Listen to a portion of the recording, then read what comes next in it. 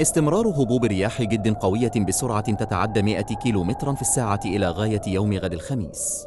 الولايات المعنية: تلمسان، وهران، عين تيموشنت، مستغانم، سيدي بلبس، سعيدة، تيارت، تيسمسيلت، معسكر، غليزان النعامة والبيض.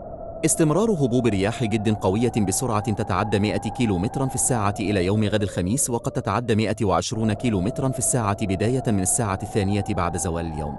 الأربعاء لتستمر إلى غاية الساعة 9 ليلاً.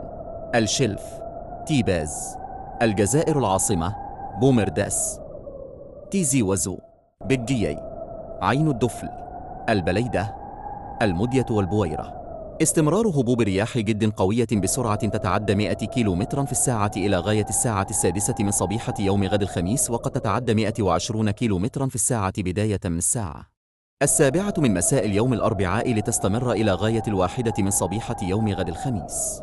الولايات المعنية: جيجل سكيك عنابة الطارف، برج بوعريريج، سطيف، ميل، قسنطينة، قالم، سوق أهرس، باتن، أم البواقي، خنشلة، تبس وبسكرة. استمرار هبوب رياح جد قوية بسرعة تتعدى 90 كيلومترا في الساعة إلى يوم غد الخميس على الأقل. الولايات المعنية: المسيلة، الجلفة، الأغواط وأولاد جلال.